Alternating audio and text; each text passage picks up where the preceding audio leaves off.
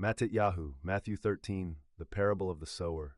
That same day, Yahusha went out of the house and sat by the lake. Such large crowds gathered around him that he got into a boat and sat in it, while all the people stood on the shore. Then he told them many things in parables, saying, A farmer went out to sow his seed. As he was scattering the seed, some fell along the path, and the birds came and ate it up. Some fell on rocky places, where it did not have much soil. It sprang up quickly, because the soil was shallow. But when the sun came up, the plants were scorched, and they withered because they had no root. Other seed fell among thorns, which grew up and choked the plants.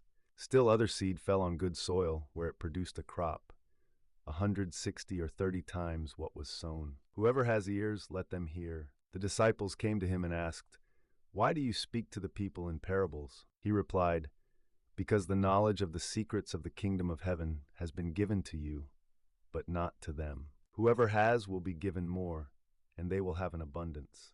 Whoever does not have, even what they have will be taken from them. This is why I speak to them in parables. Though seeing, they do not see. Though hearing, they do not hear or understand. In them is fulfilled the prophecy of Isaiah. You will be ever hearing, but never understanding. You will be ever seeing, but never perceiving. For this people's heart has become calloused. They hardly hear with their ears, and they have closed their eyes. Otherwise they might see with their eyes, hear with their ears, understand with their hearts and turn, and I would heal them. But blessed are your eyes because they see, and your ears because they hear.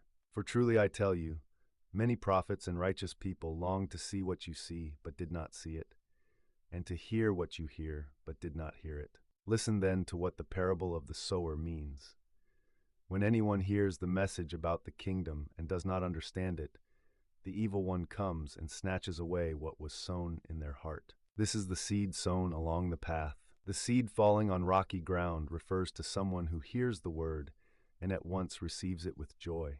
But since they have no root, they last only a short time. When trouble or persecution comes because of the word, they quickly fall away. The seed falling among the thorns refers to someone who hears the word, but the worries of this life and the deceitfulness of wealth choke the word, making it unfruitful. But the seed falling on good soil refers to someone who hears the word and understands it. This is the one who produces a crop, yielding 160 or 30 times what was sown. The parable of the weeds. Yahusha told them another parable.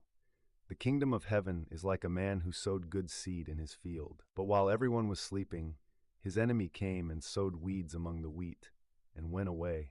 When the wheat sprouted and formed heads, then the weeds also appeared. The owner's servants came to him and said, Sir, didn't you sow good seed in your field? Where then did the weeds come from? The enemy did this, he replied. The servants asked him, Do you want us to go and pull them up? No, he answered, because while you are pulling the weeds, you may uproot the wheat with them. Let both grow together until the harvest. At that time I will tell the harvesters, First collect the weeds and tie them in bundles to be burned, then gather the wheat and bring it into my barn. The parables of the mustard seed and the yeaster.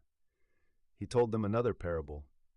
The kingdom of heaven is like a mustard seed, which a man took and planted in his field. Though it is the smallest of all seeds, yet when it grows, it is the largest of garden plants, and becomes a tree, so that the birds come and perch in its branches. He told them still another parable.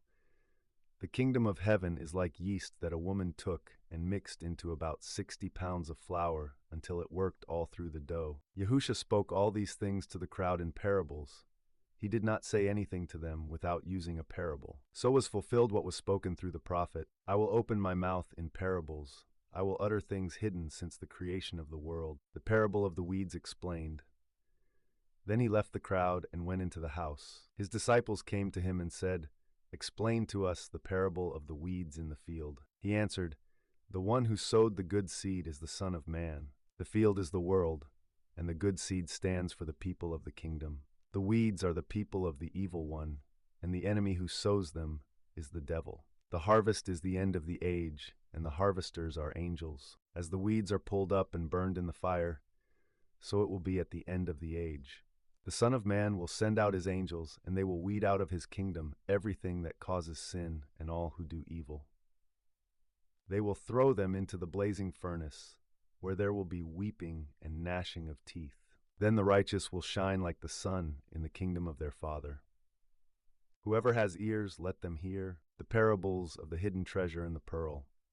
The kingdom of heaven is like treasure hidden in a field. When a man found it, he hid it again, and then in his joy went and sold all he had and bought that field. Again, the kingdom of heaven is like a merchant looking for fine pearls. When he found one of great value, he went away and sold everything he had and bought it. The parable of the net. Once again, the kingdom of heaven is like a net that was let down into the lake and caught all kinds of fish. When it was full, the fishermen pulled it up on the shore. Then they sat down and collected the good fish in baskets, but threw the bad away. This is how it will be at the end of the age. The angels will come and separate the wicked from the righteous, and throw them into the blazing furnace, where there will be weeping and gnashing of teeth. Have you understood all these things? Yahusha asked. Yes, they replied. He said to them, Therefore every teacher of the law who has become a disciple in the kingdom of heaven is like the owner of a house who brings out of his storeroom new treasures as well as old, a prophet without honor. When Yahusha had finished these parables, he moved on from there. Coming to his hometown, he began teaching the people in their synagogue, and they were amazed. Where did this man get this wisdom and these miraculous powers? They asked.